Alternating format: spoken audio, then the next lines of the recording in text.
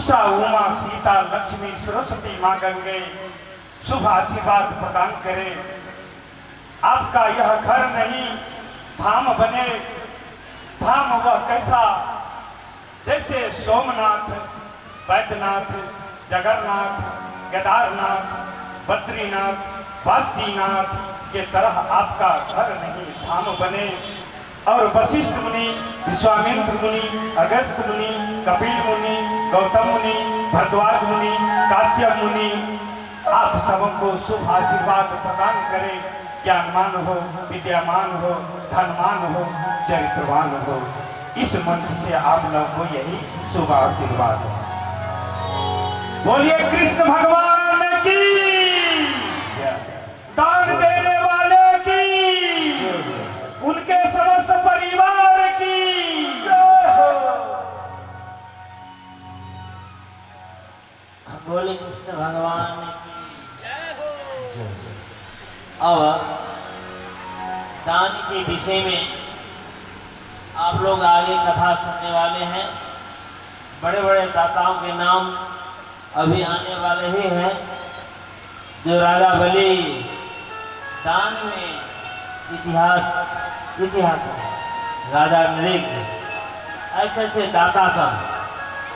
हम दाताओं से एक जानकारी देना चाहते हैं, आप लोग को मालूम नहीं होगा सभी को। मैं चाहता हूँ जैसे आप लोग अभी बैठे हुए हैं, अब कौन आए हैं कौन नहीं है, अब सब बोलेंगे जो महाराज हम जानते हैं आपको, हमने आपको देखा है। मैं सोच रहा हूँ कि आप लोग हमारे वेबसाइट में आ जाते तो क्या ही हाथ होता। ये बरमंचा गांव के इतिहास में उज्जवल अमर होता।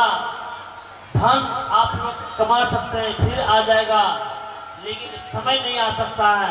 तो समय और समझ, समय में समझ यदि आ जाए तो सोना में सुगंध हो जाएगा। और हमने जो संकल्प कर रखे हैं, जो 1 से 8 भागवत श्रोता, उससे भी ज़्यादा भी हो सकते हैं।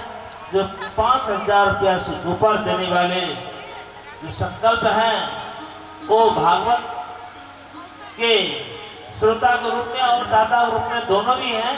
और वे वेबसाइट में हमारे बरमंचा के डाटा में आएंगे।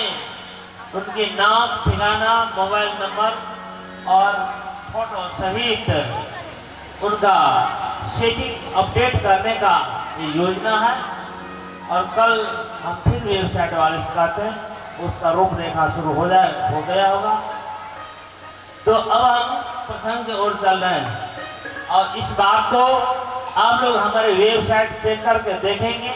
कुछ हमने वेबसाइट में डाल करके रख दी है और आप लोग चेक कर सकते हैं। अब आगे प्रसंग ये है हिरण्यकश्यप और हिरण्याक्ष, जो पूर्व जन्म में भगवान विष्णु के द्वारपाल जय और विजय था। जय और विजय दोनों सनत कुमार ऋषि के श्राप से असुर भाव को प्राप्त किया, जो हिरण्याक्ष और हिरण्यकश्यप के रूप में जन्म लिया है। और भगवान विष्णु बराह अवतार लेकर के हिरण्याक्ष को वध करते हैं। और हिरण्याक्ष के वध से कुपित होकर के बदला लेने के लिए, भगवान विष्णु को बदला लेने के लिए हिरण्यकश्यप गंधमादन पर्वत में तपस्या करते हैं। और तपस्या करने के लिए उस समय में चले और तपस्या से सिद्ध होकर के जब पूर्ण हुआ तो भगवान ब्रह्मा जी वहाँ पर पहुँचते हैं। क्योंकि उनकी तपस्या से ऐसा इस प्रकृति में कुछ प्रदूषित प्रकृति का विकृति हो गया, जो फूट की वर्षा, पीप की वर्षा और सूर्य की मलिनता अनेक प्रकार के अपशकुन जैसे दिखा पड़ने लगा। कहा कि ये तो अनर्थ होगा। इसीलिए ब्रह्मा जी उनके पास पहुंचते हैं। कहते हे तात, तुमको क्या वरदान चाहिए, बोलो।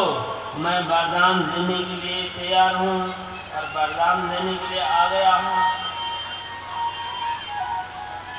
जब वरदान देने के लिए उत्तिष्ठ भद्रम दोषी काश्यप, देखिए काश्यप कहते हैं, काश्यप ने कश्यप के पुत्र, हे उठो उठो हे काश्यप, वर्तो हम अनुप्राप्तो प्रियताम ईप्सितो वरम, बोलो क्या ईप्सित वर की इच्छित वर चाहिए, मैं देने के लिए तैयार हूँ।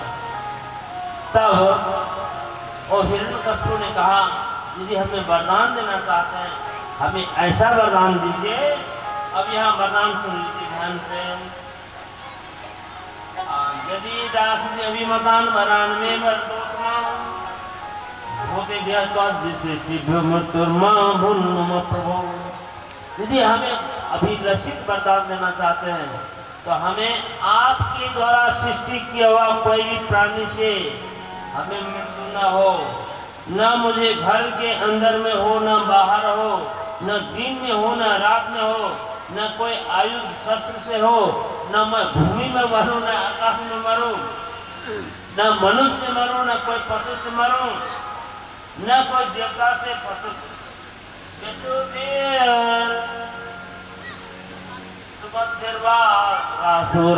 महोर गई, न देवता से मरूं न असुर से मरूं, ऐसे वरदान मांग रहे हैं।